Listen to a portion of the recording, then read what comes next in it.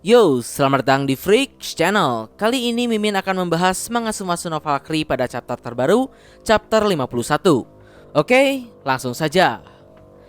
Pertama, seperti biasa, pada chapter sebelumnya, chapter 50, kita diperlihatkan eksistensi Hajun yang terlihat sangat berbahaya. Bahkan para dewa-dewa tinggi macam Odin dan Zeus pun tidak mengetahui siapa Hajun ini. Sampai akhirnya pada chapter ini juga muncul sang dewa penguasa dunia bawah sekaligus kakak dari Zeus dan Poseidon, yaitu Hades. Di sini Hades menjelaskan sekilas tentang Hajun, kalau Hajun ini adalah makhluk legendaris dari dunia bawah yang ia kuasai, yaitu Helheim. Tapi meskipun begitu, Hades sendiri belum pernah melihatnya. Lalu pada chapter ini, kita juga akhirnya melihat kekuatan asli dari Hajun. Ternyata julukan berserker legendaris ini bukan sekedar nama saja. Kekuatan Hajun benar-benar berbahaya. Buddha sendiri bahkan sampai kesulitan hanya untuk mengimbanginya saja. Sampai akhirnya chapter 50 pun ditutup dengan Hajun yang berhasil melubangi tameng ahimsa juga melukai sang Buddha. Nah oke, masuk pada chapter terbaru, chapter 51. Kali ini adegan pertama dibuka dengan diperlihatkannya Beelzebub yang sedang bergumam tentang teorinya akan suatu hal. Di sana Beelzebub berbicara tentang sesuatu yang mekar yang kemungkinan merujuk pada Hajun. Tapi terlepas dari itu, pada panel berikutnya, adegan pun kembali berpindah pada situasi di arena. Di sini setelah serangan Hajun melubangi tameng ahimsa, serangan tersebut sebenarnya lebih mematikan dari yang terlihat. Serangan tersebut seharusnya bisa membunuh Buddha, namun Buddha berhasil menghindar di saat-saat terakhir. Tapi meskipun begitu, terlihat kalau mata kiri milik Buddha tidak selamat. Bahkan kacamata gaul milik Buddha pun sangat disayangkan juga ikut patah. Dan tidak hanya itu, menurut Loki bagian tubuh kiri milik Buddha juga ikut cedera karena menahan hentakan dari serangan Hajun sebelumnya. Lalu berikutnya, di sini setelah ahimsa berhasil dilubangi, Buddha pun kembali merubah tameng tersebut ke bentuk pedang aksaya. Walaupun ahimsa rusak, sepertinya hal tersebut tidak memberikan dampak apapun pada bentuk senjata Buddha yang lainnya. Lalu kemudian Hajun pun kembali merubah lengannya menjadi sebuah kapak mematikan. Di sini walaupun Buddha sepertinya masih terlihat kepayahan, namun ia sudah kembali dipaksa untuk meladeni Hajun. Di sisi lain Hajun benar-benar agresif, bahkan ia tak memberikan Buddha waktu untuk bernafas sedikit pun. Lalu tak lama kemudian, Buddha dan Hajun pun saling beradu serangan kembali. Di sini walaupun Buddha masih bisa melemparkan beberapa serangan balik, tapi Hajunlah yang mendominasi pertarungan. Sampai akhirnya Hajun berhasil melukai bahu kiri Buddha. Lalu Buddha yang tubuh bagian kirinya masih cedera akibat menahan serangan Hajun malah kembali menerima serangan telak dari Hajun. Sampai kemudian Buddha pun mengatur posisinya lagi. Berhubung mata kiri Buddha tak bisa melihat, saat ini tubuh bagian kiri Buddha menjadi sangat rentan karena jarak pandang Buddha kini hanya tengah dan bagian kanan saja. Tapi terlepas dari itu, jual beli serangan pun terjadi kembali. Namun lagi-lagi Buddha kembali terkena serangan Hajun. Saat ini bisa terlihat kalau kondisi Buddha benar-benar sangat tidak baik. Lalu sementara di sisi para penonton, dewa-dewa yang ada di sana pun khususnya Ares bahkan sampai tak percaya Hajun bisa membuat Buddha terluka separah itu. Namun Hades yang mendengar perkataan tersebut kemudian menjelaskan kalau dahulu Hajun ini pernah menghancurkan setengah dari dunia bawah sebelum dirinya memerintah. Bahkan Hades pun mengatakan kalau Hajun adalah monster yang sesungguhnya. Sudah jelas kalau Hajun ini bukan orang sembarangan. Tapi kemudian menurut Hades, di akhir kehancuran tersebut Hajun tiba-tiba menghilang. Hermes yang ada di sana kemudian bertanya, lantas mengapa sekarang Hajun malah muncul di pertarungan saat ini? Dan Hades pun menjawab kalau hanya ada satu kemungkinan, yaitu si mamang ganteng Beelzebub.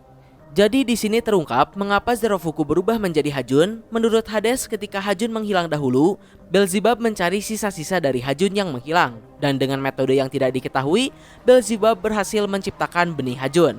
Sampai akhirnya, seperti yang bisa kalian lihat, Beelzebub pun menanamkan benih tersebut ke dalam tubuh Zerofuku kecil. Dan yap, itulah alasan mengapa Zerofuku bisa berubah menjadi Hajun.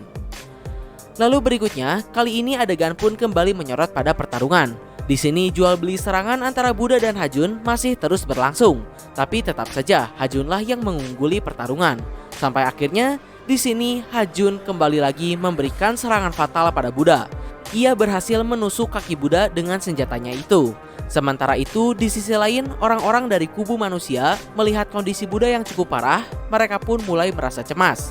Sementara dari kubu para dewa yang awalnya dibuat cemas karena keunggulan Buddha melawan Zerofuku, kini berbalik karena Hajun jauh lebih kuat daripada Buddha. Berikutnya di sini walaupun dengan segala luka yang diterima oleh Buddha, ia pun masih tetap bisa tersenyum dan memancing Zorofuku untuk kembali mengambil kesadarannya. Namun balasan dari Hajun dengan senyum menyebalkannya menegaskan kalau Zorofuku sudah tidak ada. Mendengar hal tersebut, sosok Buddha yang kita kenal santai parah ini akhirnya benar-benar hilang. Di sini Buddha untuk pertama kalinya menunjukkan emosi kemarahannya. Setelah dari pertarungan melawan Zero, Buddha terus menahan diri. Akhirnya di sini Buddha sudah mengambil keputusan untuk membunuh Hajun. Dan Buddha pun mengeluarkan senjata yang menjadi perwakilan dari emosi amarahnya itu, yaitu alam kelima Preta Realm Sarakayasa. Dalam bentuk ini, tongkat milik Buddha berubah menjadi semacam sabit dengan wajah iblis di belakangnya. Lalu tidak hanya itu, dengan senjata ini aura milik Buddha pun menjadi lebih besar dan menyeramkan. Bahkan Loki dan Hades pun berkata kalau senjata Buddha yang satu ini sangat mematikan.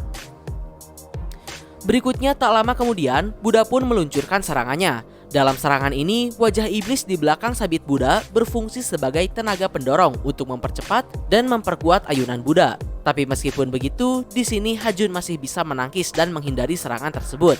Tapi dengan energi dorongan tadi, Buddha dapat membalikan ayunannya dan meluncurkan serangan kedua dengan kekuatan yang sama. Dan yap, Hajun pun berhasil ditebas oleh Buddha. Apakah pertarungannya selesai? Sayangnya lagi-lagi dan lagi Hajun berhasil menahan serangan mematikan tersebut. Walaupun di sini lengan Hajun hampir putus, namun di sisi lain Hajun berhasil menorehkan luka yang sangat fatal pada Buddha, yaitu dirinya berhasil menusuk tepat mengenai perut Buddha. Namun menariknya, di sini walaupun dengan luka seperti itu, Buddha tidak menunjukkan tanda-tanda akan melemah, apalagi kalah. Justru sebaliknya. Di sini Buddha kemudian berkata, jika tidak ada dewa yang mau melindungi manusia, maka dialah yang akan menolongnya. Dan jika para dewa berniat menghalanginya, maka Buddha sendiri yang akan membunuh mereka. Dan chapter pun berakhir sampai di sana. Yap, di sini sepertinya Buddha sudah benar-benar berniat untuk membunuh Hajun. Karena menurut Mimin, sebelumnya Buddha mungkin masih menahan diri dan berharap Zorofuku bisa kembali. Tapi dengan perkataan dari Hajun, kalau Zero sudah tidak ada, itu sudah cukup untuk memancing amarah Buddha.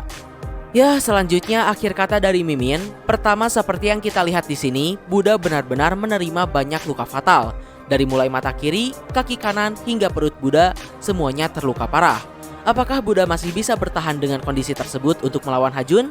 Atau Buddha masih menyembunyikan kekuatan penuhnya? Karena seperti yang kalian lihat sebelumnya, Buddha akhirnya menunjukkan emosi amarahnya dan merubah senjata tersebut menjadi Preta Realm, yang mungkin itu adalah bentuk terkuat dari senjata Buddha. Yang menjadi pertanyaan, apakah itu adalah kartu as milik Buddha? Secara walaupun tidak diragukan senjata tersebut memang sangat kuat, tapi Hajun tetap dapat menahannya. Jadi apakah Buddha masih memiliki kekuatan yang ia sembunyikan? Terkait dengan hal tersebut, Mimin ingin sedikit beropini. Pertama, tentang senjata Buddha, sejauh ini Buddha sudah mengeluarkan 5 bentuk dari senjatanya. Ada Ahimsa, Nirvana, Aksaya, Lokapala, dan yang terbaru Sarakayasa. Jika kita tidak menghitung tongkat Rokudo sebagai senjata ke-6, itu artinya Buddha masih memiliki 1 bentuk senjata terakhirnya. Apakah senjata ke-6 tersebut akan menjadi kartu as Buddha, atau senjata ke-6 tersebut memang tidak pernah ada? Bagaimana menurut kalian?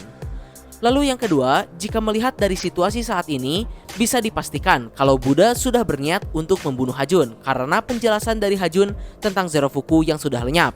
Apakah itu artinya sedari awal Hajun muncul Buddha masih menahan kekuatannya sambil berharap Zorofuku akan kembali? Mungkin jika seperti itu saat ini Buddha bisa lega karena ia sudah tidak memiliki beban lagi untuk dikhawatirkan. Dan bahkan di panel-panel akhir pun sempat diperlihatkan kalau Buddha tersenyum tipis seperti mengisyaratkan kalau ia memang sudah tidak memiliki sesuatu yang harus dikhawatirkan lagi. Dan mungkin jika memang seperti itu, pada chapter selanjutnya seharusnya kita bisa berekspektasi kalau Buddha akan all out dan mengeluarkan kekuatan penuhnya. Ya, mungkin jika kalian punya opini sendiri tentang siapa yang akan menang dan bagaimana Buddha bisa mengatasi situasi saat ini, bisa ditulis di kolom komentar. Jujur saja Mimin sendiri tidak terlalu yakin dengan opini Mimin karena situasi Buddha saat ini benar-benar sulit untuk membayangkan Buddha bisa membalikan keadaan. Apalagi yang menjadi lawannya pun adalah Hajun. Kecuali Buddha memang masih memiliki kekuatan yang ia sembunyikan. Nah, mungkin kurang lebih itulah pembahasan tentang manga SNV pada chapter 51 ini. Mohon maaf untuk kesalahan dan kekurangannya. Like, share, subscribe kalau suka. Komen berada kritik dan saran. Terima kasih telah menonton. Ciao.